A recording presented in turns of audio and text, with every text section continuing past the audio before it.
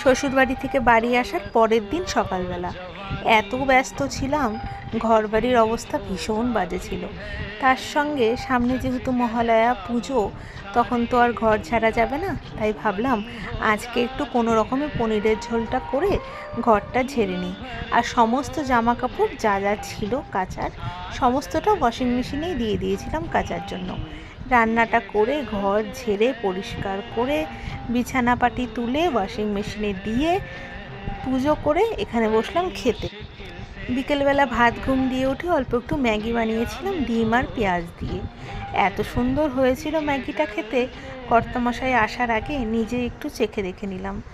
যেহেতু অনেক দিন ছিলাম না বাড়িতে, তাই বোতলগুলোকে ভালো মতন ধুয়ে নিয়ে জল ভরার জন্য রেডি করে রাখলাম।